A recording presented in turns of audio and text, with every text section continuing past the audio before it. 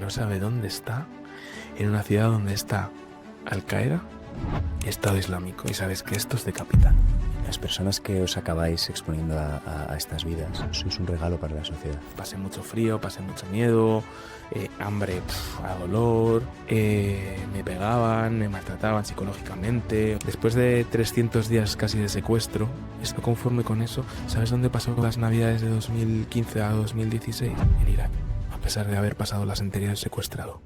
No contamos la guerra como nos da la gana, según la cercanía, el color de piel, la religión, cosas que no entiendo.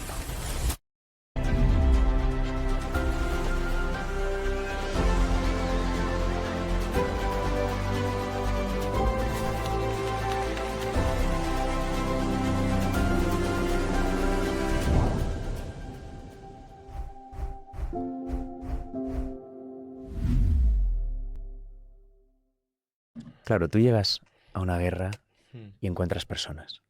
Y encuentras personas y comprendes que son iguales o parecidos a nosotros. Y empatizas. Mucho. Y las humanizas. Sí. Y piensas, estos son mis hermanos. Estos son como yo. Estos son como mi padre, como mi madre, como Sí. mi hija, como mi vecino. Hoy estamos en un entorno en el que me da la impresión de que hablamos de rearme, de guerras. Sí, estamos todo el día en con Occidente, eso. ¿no? Estamos Con ahora... odio. Esto se está poniendo fuerte la cosa.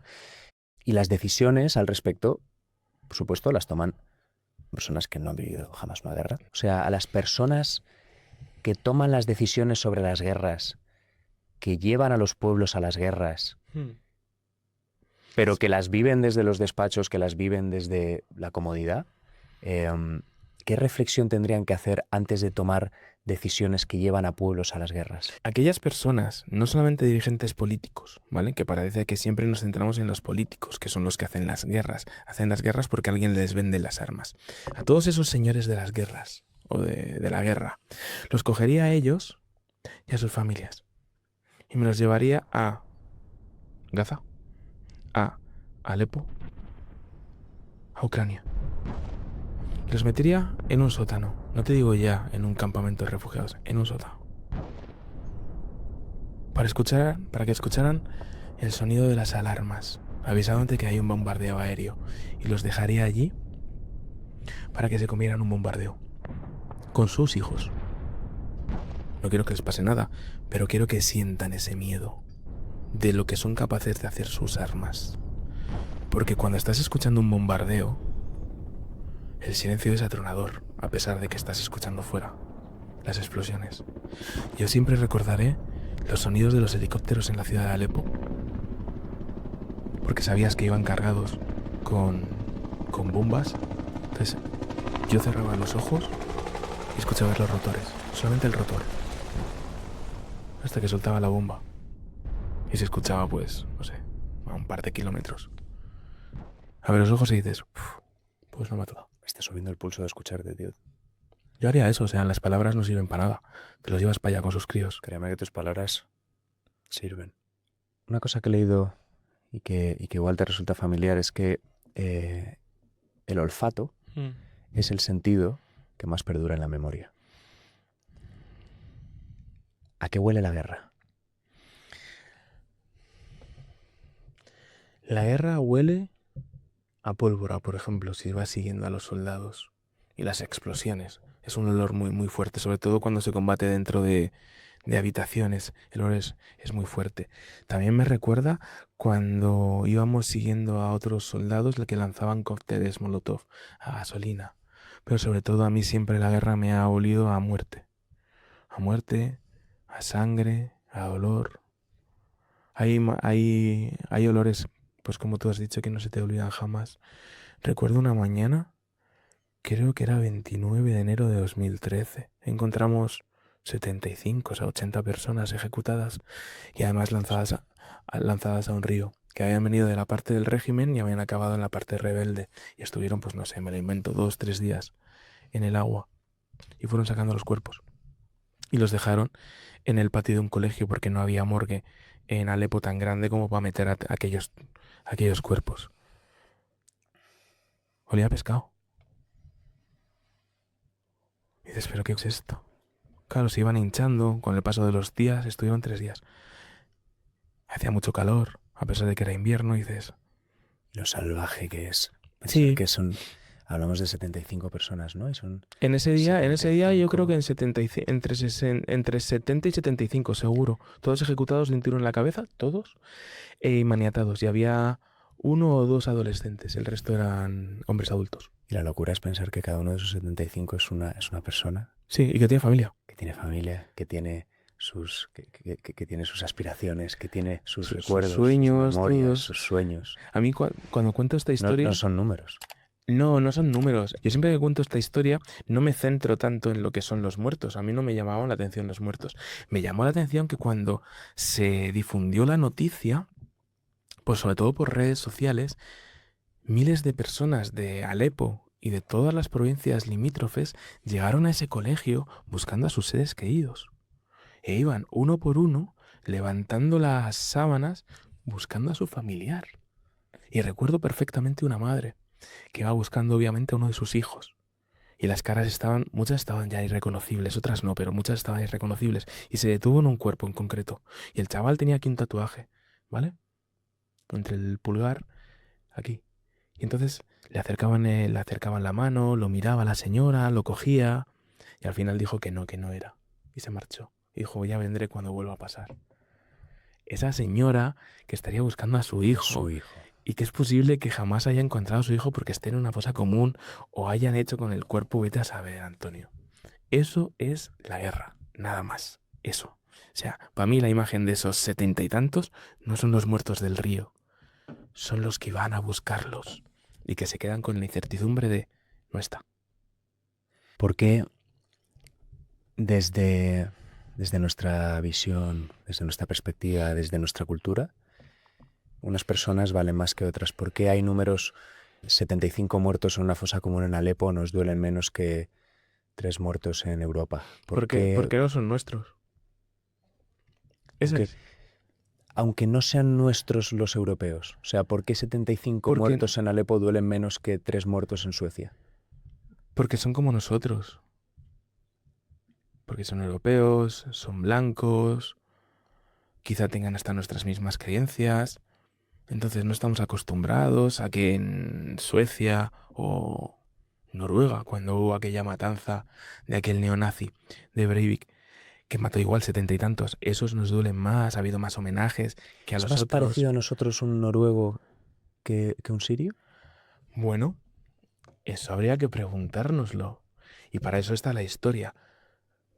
En el 711, el primer árabe que entró A eso quiero en la llegar. península era de Homs, Siria. ¿No tendremos más de sirio que de noruego? Bueno, hemos empezado, nos hemos metido En harina. en harina a saco, no hemos dado contexto. A mí me gustaría que nos contaras quién es Antonio Pampliega según Antonio Pampliega. Pues Antonio Pampliega es periodista.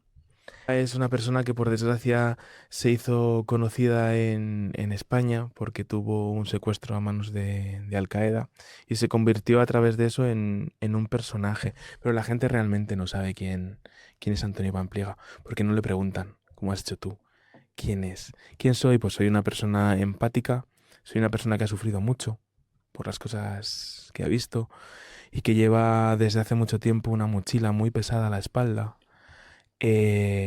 con problemas de salud mental. Porque, bueno, no sé si será un tema tabú o no en la profesión, pero nosotros no hablamos de estas cosas.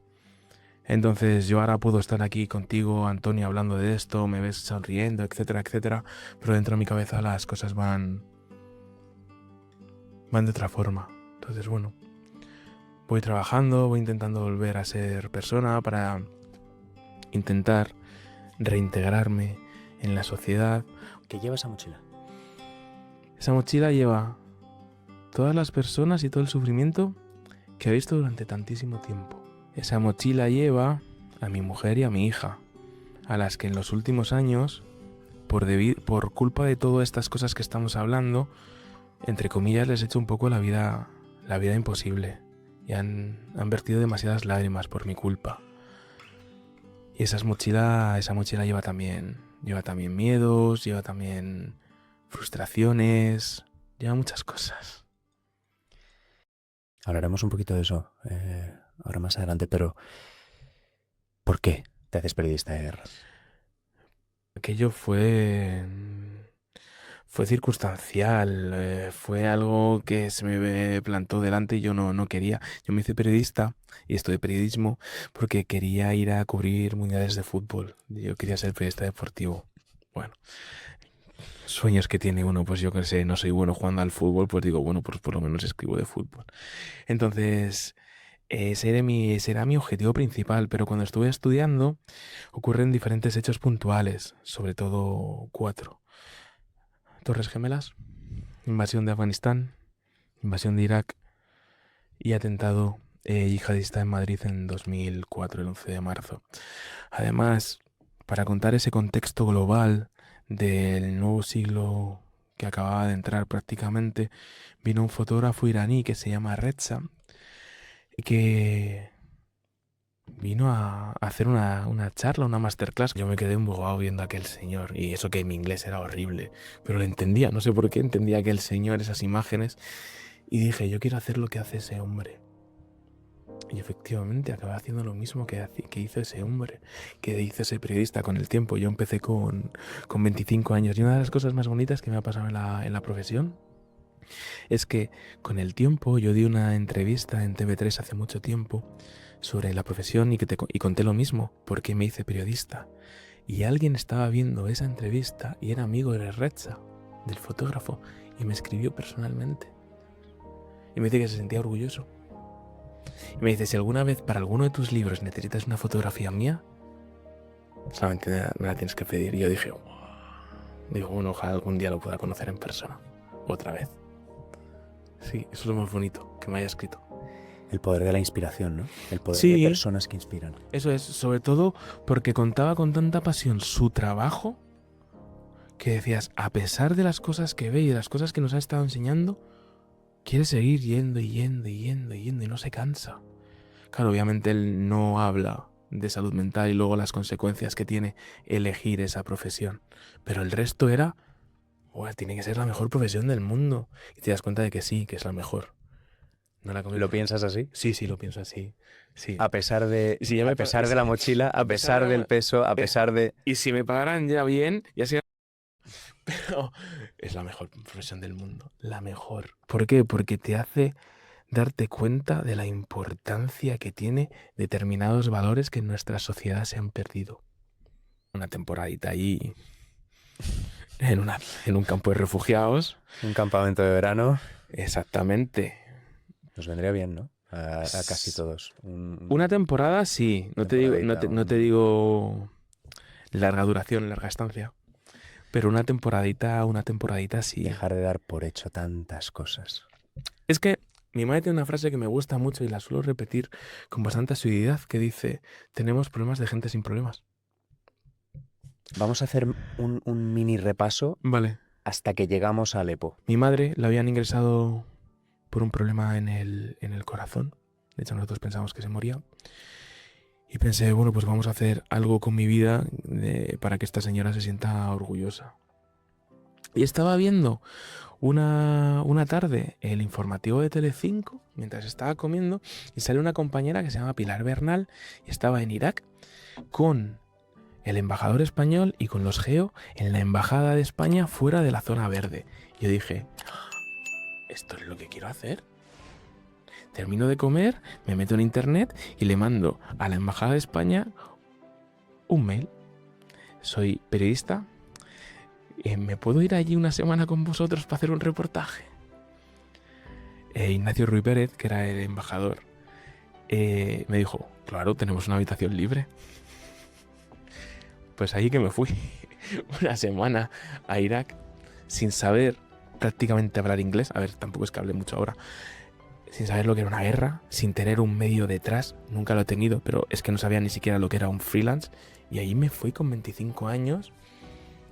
Y te engancha, el problema es que te enganchan. Hay algo que dices, hostia, esto es lo que quiero hacer. ¿Tuviste algo? Sí, intuí algo porque las historias que me iban contando te llenan, te das cuenta de la adrenalina también se Adrenalinas. mucho. Y eso que no era nada comparado con lo que luego he vivido en otros países. Y dices, yo Bueno, quiero... supongo que es como todas las drogas. Al principio con poquito Sí, sí, pues eso. seguís arriba y Y luego vas luego necesitando dosis con mayores. muchito necesitas cosas mucho más mayores. Sí, sí, yo acabé enganchado al fentanilo, casi, casi. Al fentanilo de la guerra. Y te das cuenta de al principio, dices, jo, pues esto me llena mucho más que los 2 años anteriores que había estado haciendo cositas en periodismo deportivo en el diario AS. Recuerdo, por ejemplo, mi primera historia, hice una fotografía al responsable de seguridad de la embajada, era un señor iraquí. Entonces me dice, hazme una foto con mis 2 críos que no tengo en casa. Y yo, bueno, pues te hago la foto y la imprimimos y ya está. Entonces trajo a sus 2 críos y el mayor de ellos, que no tendría que tener más de 8 o 10 años, el tipo no sonreía. Yo le decía, ¿por qué que sonría? Y me dijo el chaval en inglés, no puedo sonreír porque mi hermano lo ha matado Al Qaeda hace un mes. Y te lleva a otra realidad que tu cabeza no está acostumbrado. Estando yo allí hice un reportaje, bueno, fue una crónica más que un reportaje, de 2 suicidas, 2 mujeres que tenían síndrome de Down y que las explosionaron a distancia. Al Qaeda mataron a 100 personas en un mercado. Así empezó y entonces dije, yo me quiero dedicar a esto. Una Y semana. una semana y después por 18 años. ¿Qué pasa después? ¿Qué pasa después? Pues que después sigo viajando a otros países. ¿A dónde? Pues viajo a Afganistán, viajo a Pakistán, viajo al Líbano, pero sobre todo viajo a Afganistán sin parar, sin parar. De hecho, me quedé 6 meses viviendo en Afganistán en 2011, de enero a septiembre de 2011, con una pausa en medio para descansar mentalmente. Y empiezo... Desde España, ¿qué te decían? Porque yo entiendo que la primera vez fue no como una prueba, ¿no? Fue, oye, me voy una semana, era una cosa así como quien se va a A la ver, aventura de casi era un turismo, ¿no? Y de repente mis padres que esto empieza a convertirse en tu forma de de vida. vida. Claro, cuando haces un viaje, pues dices, buah, pues ya se le pasará al chaval. Pero cuando vas encadenando viajes, mis padres se dan cuenta de que no. Mi padre es el que peor lo ha llevado siempre. Eh, entonces hablaba con él cuando ya estaba en terreno o cuando ya me volvía, entonces no se enteraba. Y que la que peor lo llevaba era mi madre porque sí que era consciente de dónde estaba, etcétera, etcétera. Entonces, como nunca te pasa nada, pues dicen que bueno, pues más o menos lo van afrontando, lo van asimilando. El problema es cuando te matan o te secuestran compañeros. Cuando te tocan gente que tienes fotografías con ellos, las tienes en el despacho o en casa, ahí es cuando la cosa cambia, porque se dan cuenta de que su hijo no es inmortal. Y si les ha pasado a los compañeros, a lo mejor les puede pasar a tu hijo, hasta que a tu hijo le pasa. Hasta que un día pasa. Hasta que un día pasa ¿Cómo y pasa? tu hijo desaparece. Pues llegamos ahí el 13 de julio de 2015. Estaba en un viaje, en número 12, en Siria, en la ciudad de Alepo. Quería hacer un reportaje con los cascos blancos y bueno, pues ocurre un secuestro a manos de Al Qaeda. Y se hizo público 10 días después, el día del cumpleaños de mi madre, el 23 de julio de 2015. ¿Cómo se vive que el gobierno te llame y te diga que tu hijo ha desaparecido? Y que no sabe dónde está, en una ciudad donde está Al Qaeda y Estado Islámico. Y sabes que estos decapitan a periodistas. Y que no sabes si lo vas a volver a ver. Te digo mis padres como te digo mis hermanos. Mi hermana me escribió una Al principio no se sabía quién te había secuestrado. No, tardaron tiempo en saberlo. Podía ser Estado Islámico. Había posibilidades de que fuera Estado Islámico. La ciudad estaba dividida en varios grupos yihadistas y uno de ellos era Estado Y si Islámico. era Estado Islámico, era Jaque mate. Porque Estado Islámico empezó a decapitar periodistas y asesinarlos en agosto del 14. Estamos hablando que me secuestran en julio del 15. Es decir, aquí no había ningún tipo de negociación posible ni de piedad por parte de un grupo que no tiene piedad. O sea, era naranja y cámaras y vamos para adelante todos, los tres. Tuviste una coña que flipas, que solo te secuestra Al Qaeda, entonces. Sí. Yo sé la suerte que tengo de que me hayan secuestrado estos y no los otros. Pero durante los 299 días ellos jugaron con que eran Estado ¿Cómo fueron Islámico. esos días? Fueron ¿Cómo fue el proceso? A mí me interesa una cosa mucho que es cómo es la evolución, cómo es tu evolución ahí dentro. la O evolución. sea, lo que pasa a tu alrededor, lo que te está ocurriendo aquí, pero sobre todo lo que pasa dentro de ti. A ver, los primeros 90 días. Transpórtanos al sitio para imaginarnos ese lugar. Vamos primero por meses, ¿vale? Son 10 meses. 299 días son 10 meses. Los 3 primeros estoy con otros 2 compañeros, que son Ángel Sastre y José Manuel López, que son las personas con las que yo estaba trabajando. Entonces, ¿cómo eran esos días? No eran malos. A ver, entiéndeme, estábamos secuestrados, pero no nos pegaban, no había malos tratos, no había amenazas. Nos iban pasando de casa en casa. Nosotros, entre nosotros, nos apoyábamos mucho. Y entonces, bueno, pues solamente dejábamos pasar el tiempo de, bueno, pues esto algún día se acabará. Tarda más, tardará menos, pero algún día obviamente se acabará porque esta gente no es Estado Islámico, más que nada. Perdón, por el atuendo, por la forma de eso, de tratarnos. Día 92, 95. 18 de octubre, más o menos, de 2015. A mí me separan y me meten en una celda. Una celda que es un poco como esta habitación, un poco más grande. Tenía de lado a lado de perímetro unos 34 pasos, ¿vale? Estoy solo. Cuando me meten hay un colchón de goma espuma, hay una almohada, hay una manta, una botella de agua de 1,5 litros, un plato de estos de comida de latón, como lo que tienen los perros, un cuaderno y un lápiz. Y estoy yo solo, con una cámara de seguridad, toda a oscuras y un punto de luz LED. Había mucha menos luz que ahora. Y esa es mi habitación durante... ¿Hacía frío? ¿Hacía calor? En ese momento no, en octubre no. En octubre no hacía especialmente frío. Pero luego cuando fue entrando el invierno, aquella hacía un frío de infierno.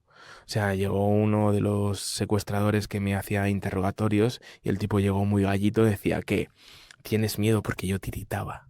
Dice, ¿tienes miedo? Digo, tengo frío. Tengo frío. Y permanecí en esa primera casa pues hasta mitad de enero y de mitad de enero a 7 de mayo que me liberaron en otra que era una especie de cueva que era mucho peor que la primera. Pasé mucho frío, pasé mucho miedo, hambre, a dolor, me pegaban, me maltrataban psicológicamente, o sea, quiero decir, no se lo deseo, no se lo deseo. Empezaron a tratarte peor cada vez. Sí, porque ellos pensaban que yo trabajaba para el gobierno español, que era espía. Entonces ellos me pidieron una serie de información a la cual yo no tenía acceso porque no sabía de lo que me estaban hablando. Básicamente me pedían nombres de grupos yihadistas con los que yo había tratado, el tipo de armamento que les había dado y los líderes de esos grupos con los que yo había estado negociando. O sea, para mí era como si estuvieran hablando en chino. Entonces me dijeron, bueno, pues o por las malas o por las buenas, tú mismo, tú decides. Y empezaron a Y darte empezaron a darme caña, mucha caña, porque pensaban que me estaba ocultando la información y me la estaba guardando. Hasta finales de febrero, que dijeron que hasta aquí que se habían dado cuenta de que no, que realmente era periodista. Ellos pensaban que yo había creado incluso un perfil falso en redes porque trabajaba, pues eso, era espía del CNI. ¿Y cómo intentaron sacarte esa información que A hostias. A hostias. Y por más, por más que me pegaban o me rompían el sueño o me dejaban sin comer, es que no les podía dar la información que me pedían porque es que no sabía de qué me estaban hablando. Hasta que comprenden que no eres un espía, Sí. te machacan, te revientan. Tampoco psicológicamente sí, Psicológicamente, o sea, aparte de los palos y del hambre, Es estar ¿cómo solo. juegan con tu cabeza? Yo estaba solo en una celda de aislamiento. Entonces, tienes mucho tiempo para pensar, demasiado tiempo para pensar. Te vas marcando fechas y pensaba, venga, el 28 de noviembre me voy a mi casa, que es el cumpleaños de mi hermano. Pues la siguiente fecha que te marcas es Navidad. Entonces, no sé por qué, me puse a cantar villancicos. Y entonces caminaba todos los días, mucho, caminaba muchas horas, cantando villancicos. Pensaba que me iba a mi casa. Y no te vas a casa. Ni te vas el 25, ni te vas el 31, ni te vas el Día de Reyes. Entonces llega un momento que dices, hostia puta, me han dejado aquí. Me han abandonado. Nadie se acuerda de nosotros o de mí. ¿Te hablaban? Muy poco. muy poco. Yo hablaba mucho con Dios, pero ellos a mí no teníamos un trato cordial como podían ser en otras casas. No, esta gente no. Esta gente me daba de comer y punto, nada No más. conseguiste sacarles ni un punto de humanidad. No, porque esa gente no tiene humanidad. No. Conmigo no. Eran como autómatas. Ya lo habían hecho muchas veces. No era el primer secuestrado que pasaba por sus manos, porque sabían cómo entrar en las habitaciones. Iban de dos en dos, uno se quedaba afuera. O sea, estaba bastante bien controlado las cámaras. Yo pensaba que era de atrecho. No, aquello funcionaba. Me puse un día en un punto muerto. Digo, eso es de juguete. No, empezaron a tocar la puerta para que me pusiera en un punto donde ellos podían ver. No humanidad ninguna. ¿Pensaste en algún momento que te mataban? Me hicieron me simularon una ejecución. Me pusieron un día delante de una... Joder, o sea, que sí que lo pensaste. de una cámara y me simularon una ejecución, una decapitación. Una cámara con un Como los trípode. vídeos que hemos visto, ¿no? De Exactamente, decapitaciones hicieron exactamente. Eso pareciera que tú ibas a eso. Exactamente, y además el tipo que iba totalmente de negro, con el verdugo puesto, solamente se veían los ojos. Sí, eso sí que me lo hicieron, pero no, humanidad, esa gente no... ¿Qué pasó por tu cabeza, tío, en ese momento? Que me iba a matar. Y que lo iba a ver en mi familia. Sí. Sobre todo que lo iba a ver en mi familia. Entonces a partir de ese momento, la cabeza va hacia abajo. Sobre todo cuando te has marcado fechas y van cumpliendo, si no sales, la cabeza peta. Después del simulacro te devuelven Sí, a tu no, celda. sí, no. El simulacro fue en mi celda. Sí. Te dejan ahí tirado y estás... Y me dejan ahí tirado, sí. Y estás con un trauma. Pues me puse a llorar. Y llegó 12, 13 de enero y me intenté quitar la vida con unas cuchillas. Ellos se rasuran todo el cuerpo, ¿vale? Porque lo pone el Corán. Y entonces dejaron la cuchilla de afeitar en el baño donde yo iba. Y yo vi el primer día y digo, ah. Voy al segundo y digo, ah. Y al tercero dije, pa' mí. Porque no lo toca, nadie estaba en el mismo sitio. Le rompí los cabezales y cogí las cuchillas. Era de estas desechables. Y yo qué sé, me la guardé durante mucho tiempo. Durante semanas. ¿Lo estabas pensando desde hace tiempo? Sí. Sí, porque con eso no, vamos, con eso no se puede ni atacar. Para afeitar, te imagino que tendrás problemas, pues imagínate para atacar a alguien. Y sí que lo pensé, ¿eh? Y al final lo acabé haciendo. Sí, pues eso, lo que te digo, el 12 o el 13 de enero, ya no me acuerdo la fecha concreta. Esperé a que se fueran ellos a dormir, o sea, que hubiera silencio absoluto en toda la casa y no escucharles yo a ellos. Me busqué un sitio lejos de la cámara para que no me pudieran ver. Yo no sabía si tenía infrarrojos, pero bueno. Entonces me coloqué debajo de la cámara y entonces empecé a cortarme. Y tengo los cortes. ¿Y qué pasó? Que dejé de hacerlo. Dejé de hacerlo. Porque pensé que estaba haciendo un acto de cobardía. Porque pensé en mi amigo James Foley. A Jim lo decapitó Estado Islámico. Y yo me recordé las imágenes. Yo vi la ejecución. Y Jim ni grita, ni suplica, ni pide clemencia, ni llora. Y dije, yo estoy haciendo aquí esto para escaparme. Y luego pensé en mi familia. Digo, ¿y si me estoy equivocando? ¿Y sí que hay esperanza? Entonces no lo sabías. En ese momento no lo sabía. ¿Podía haberla cagado? Pues a lo mejor hasta el fondo. Pero también podía haber ocurrido que Al-Qaeda y Estado Islámico hubiesen llegado a un acuerdo por nosotros y hubieran cambiado prisioneros. Y nosotros valíamos mucho. ¿Cuántos soldados valíamos nosotros de Al-Qaeda? Pues no sé, vete a saber. O sea, si no lo sabes. Yo lo que más pensaba, Antonio, allí era cómo me iban a matar. Es lo que más miedo me daba. Y hablaba mucho con Dios sobre eso. Le pedía que por favor me ayudase. Que en el caso de llegar a ese momento que me ayudase. Porque él sufrió en la cruz, él lo llevó estoicamente. Yo soy católico, cristiano. Yo también. Y creyente. Y te quería preguntar por eso. Hablas mucho de Dios. Creo que... Porque me ayudó mucho. Muchísimo. Me ayudó muchísimo. ¿Llegaste a él allí o le traías ya? Lo abandoné allí. No en el secuestro, lo abandoné en Siria. Porque las cosas que yo había grabado en los hospitales y las cosas que había visto durante tantos años te hace preguntarte muchas cosas y plantearte muchas cosas de cómo es posible. ¿O dónde estás? ¿Qué respuestas te has dado? Es decir, cuando piensas Directo. ¿dónde está Dios en medio del horror? No me lo ¿En planteo. medio de la guerra? He dejado de preguntarme eso. Yo sé que cuando estaba yo solo, cuando yo estaba solo, el primer día que yo estuve solo por la mañana, y antes de desayunar me puse a hablar con él. Y estuve 100 y pico días, casi 200, hablando con él todas las mañanas por la mañana. Y me ayudó por lo menos a no estar solo, a hacerme compañía. No sé si él me sacó de allí, no lo sé, no lo sé. Pero me ayudó, vamos que sí me ayudó. Era mi mayor compañía. Yo le estoy muy agradecido a día de hoy. Y uno de mis grandes sueños fue contárselo al Papa Francisco. Y me llamó. Me llamó el Papa antes de fallecer, unos meses antes. Para contárselo, quería contárselo, le mandé el libro y eso, y me respondió y me llamó por teléfono. Hijo, lo que pasa es que me quedé con ganas de conocerlo en persona. Como muchos, nos hemos quedado con las ganas. Sobre todo eso, para explicarle de... Hay alguien que nos cuida. Sí. Yo no rezaba Padres Nuestros y eso, no hablaba. Y sobre todo le pedía de por favor, si me toca, que no me derrumbe, que sea fuerte. Sobre todo por mi familia, yo pensaba en ellos. Yo no quería que mis hermanos o mis padres me viviesen llorando como una magdalena delante de una cámara, sino que viviesen de hostia, pues ha muerto con dignidad. Eso es lo que quería, que me ayudas en eso.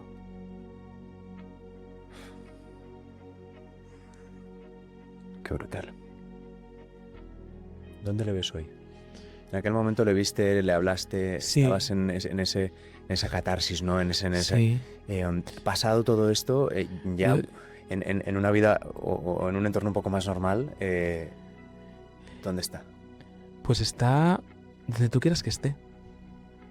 Yo, por ejemplo, de vez en cuando me da por ir a las iglesias y me siento con él en el banco y miro las tallas y hablo con él. Hablo a solas en mi habitación. Está donde tú quieras que esté, no tiene que estar en un sitio concreto. Por lo menos yo me lo tomo así. Siempre, para mí siempre está conmigo. Siempre. Siempre está detrás, cuidándome. Yo tuve un intento de suicidio el 25 de julio de 2023 en Marruecos. Porque, como te he dicho antes, Antonio si lo hace a lo grande. Si no, no lo hace a grande. Me atiborré a pastillas. Pastillas. Las mismas que yo usaba para mi cabeza. Que me mandó el psiquiatra. Yo podía haber salido de allí muy jodido. De hecho, estuve un día en coma. Mi mujer a mi lado. Y él me sacó de ahí.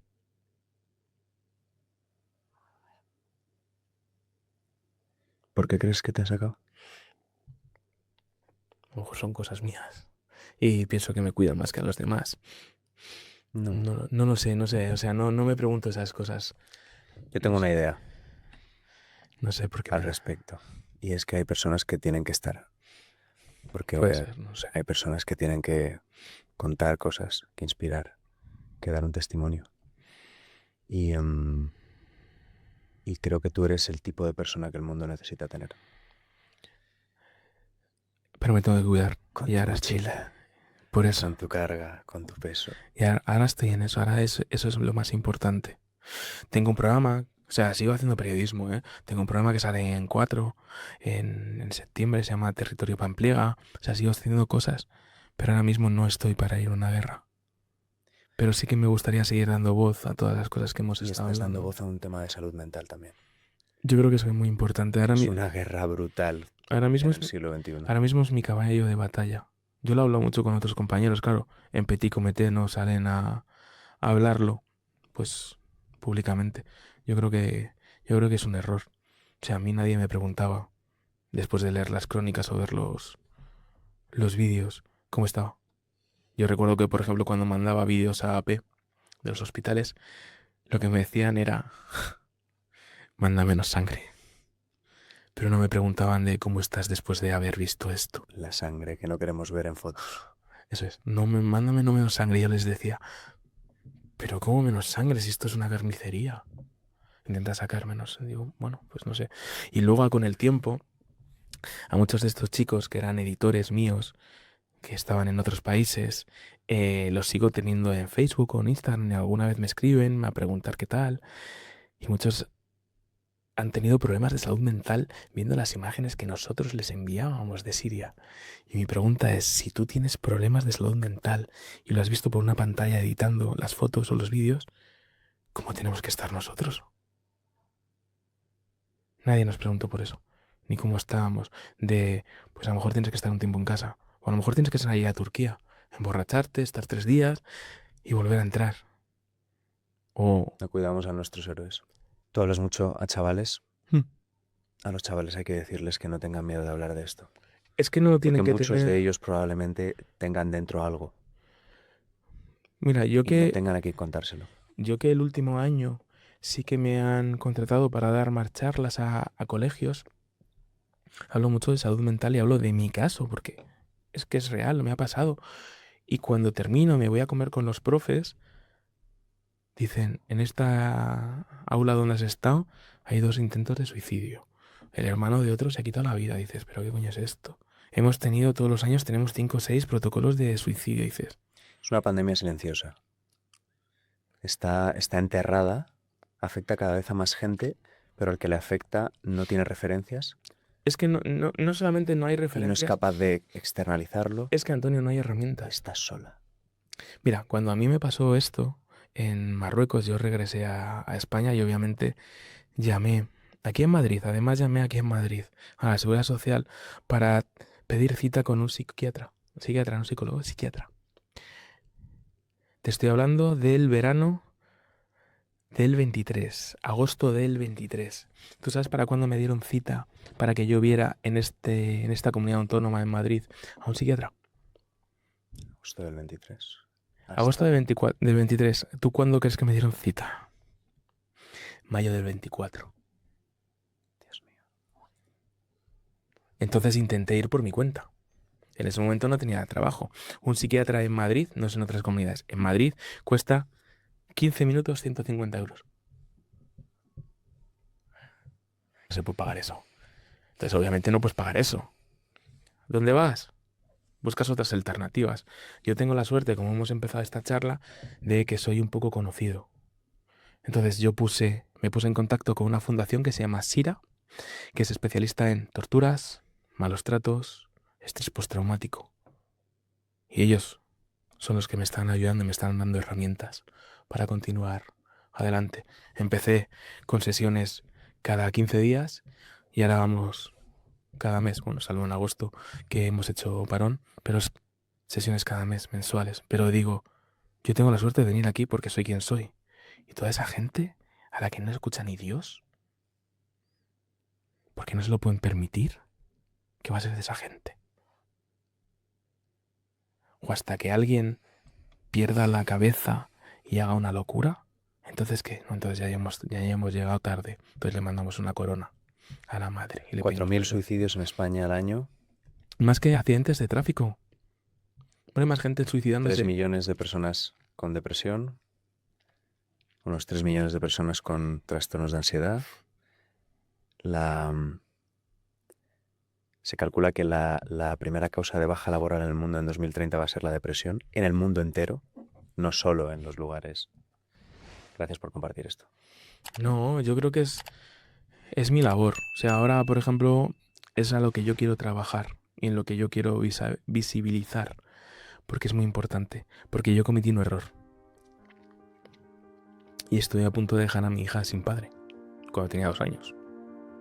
Y eso no puede volver a pasar. No puede volver a pasar. No puede volver a pasar. Y entonces, si tengo que dar la cara y tengo que salir y decirlo, a mí me da igual. Ya está. Es que pasa. Y yo tenía los medios. Da igual. Les pasa a todo el mundo. A cualquier persona. Y sobre todo, que dentro de las familias observen, vigilen, cuiden y acompañen. Porque muchas veces ni siquiera acompañamos. No es así, es su carácter. No es su carácter. A lo mejor es que no has escuchado. No te has sentado a hablar con la gente. Este mundo te necesita. Tu hija, tu familia, tus amigos y mucha gente que ojalá esta conversación al escucharla le sirva para inspirarse y para seguir este ejemplo. Para mí ha sido un regalo Igual, amigo. esta conversación. Tienes mi admiración, tienes la admiración de mucha gente. Muchas gracias. Que no se te olvide nunca. Muchas gracias, de verdad. Tienes mucha batalla que dar, Mucha. mucho por delante. Gracias por venir a Soulcast. Cuídate mucho, amigo. Muchas gracias.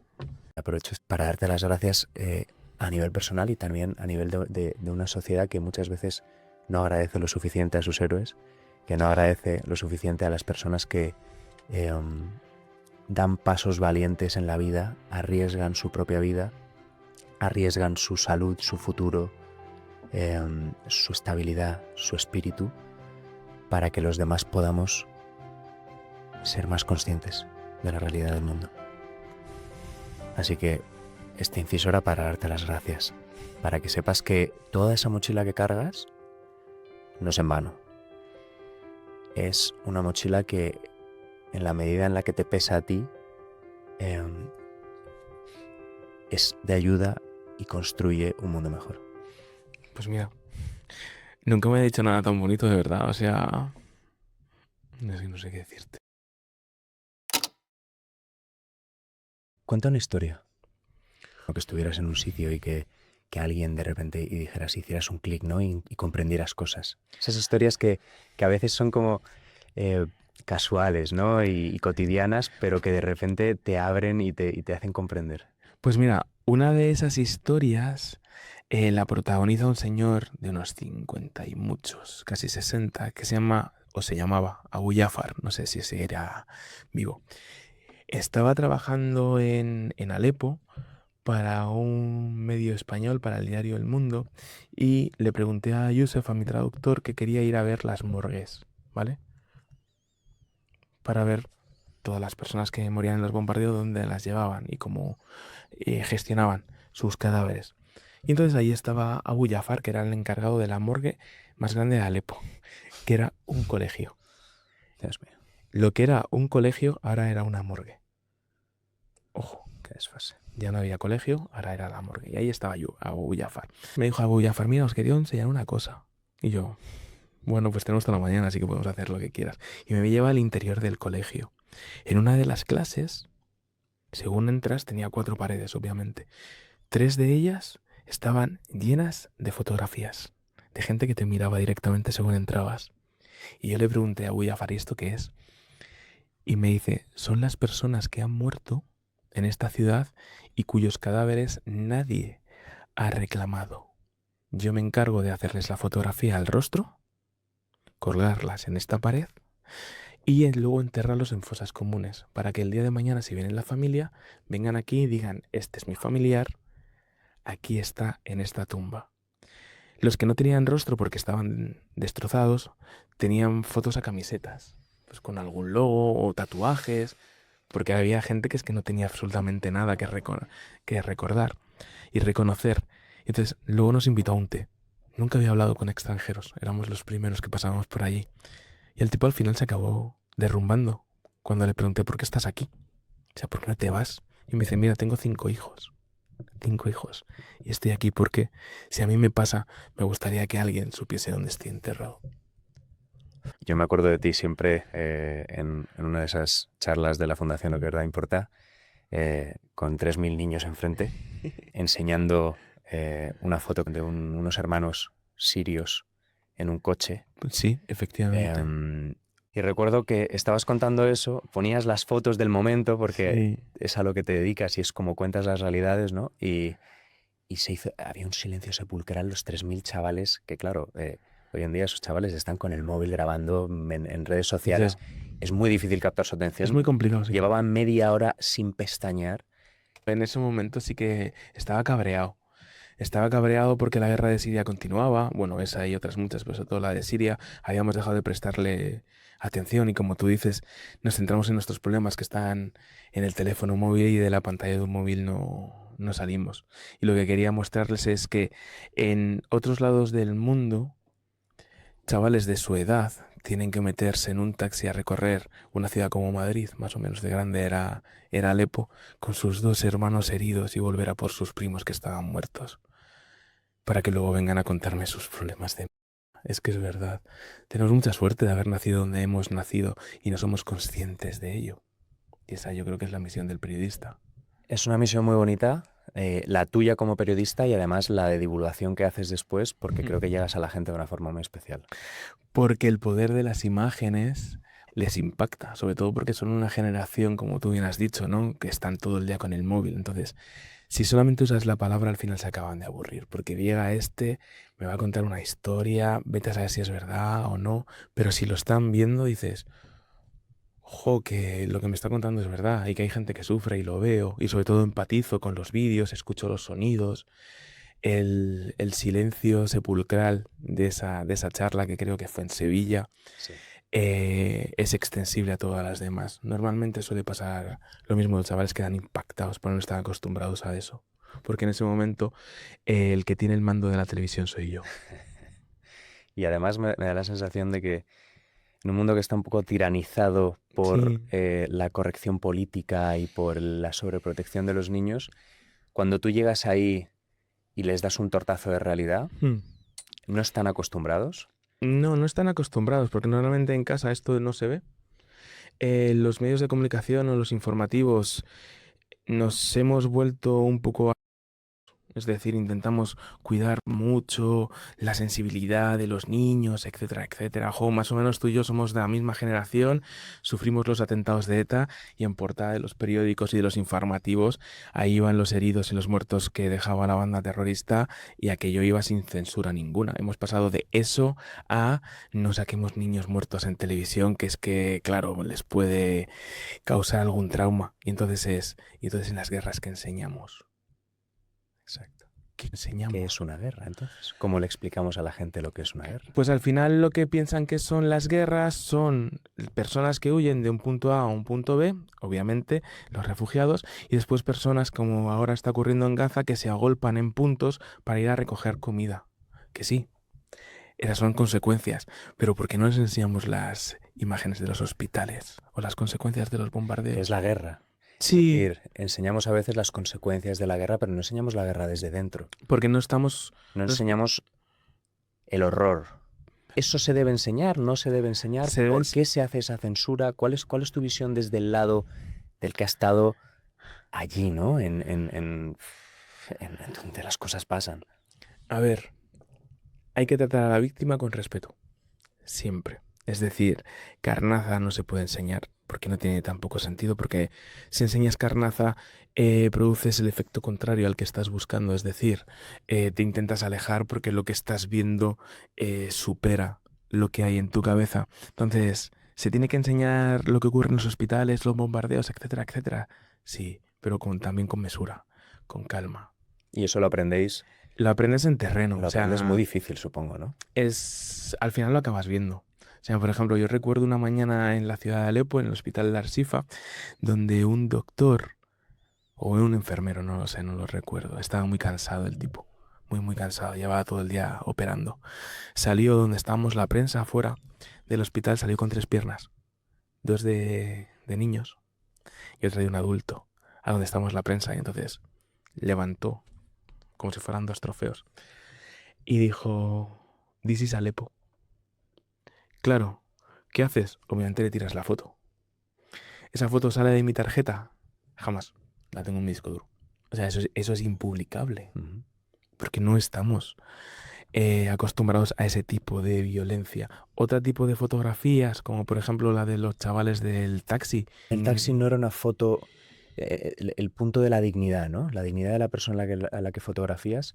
Recuerdo que aquella foto era una foto en la que veías a un niño valiente, en la que veías a un niño destrozado con mucho miedo, pero que Sí, veías a un niño em, que probablemente viendo esa foto unos padres estuvieran orgullosos de él.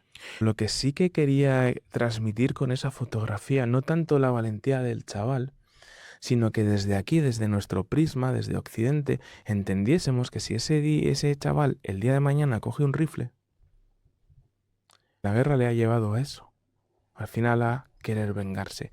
Pero bueno, poco contamos la guerra como nos da la gana, según la cercanía, el color de piel, la religión, cosas que no entiendo. Son difíciles de entender. Supongo, mucho. sobre todo cuando has visto, cuando has visto sobre terreno a esas personas, las has mirado a la cara, Sí, has empatizado con ellas, has comprendido que son seres humanos, que se parecen mucho más a nosotros de lo que a veces nos hacen creer, ¿no? Te sales del discurso del bueno y del malo. es que no hay buenos y malos. Es que el bueno y el malo es lo fácil. Hay un bueno, hay un malo, sí, pero ¿quién es el bueno y quién es el malo? O sea, y si los que son malos pero los machacan y matan a sus niños son buenos o ya no son buenos y siguen siendo malos o se merecen lo que les está pasando. Las guerras son cuadros muy amplios, con muchas gamas de grises. No es blanco o negro, pero para eso lo tienes que ver sobre terreno y sobre todo lo más importante es sentarte a escucharlos.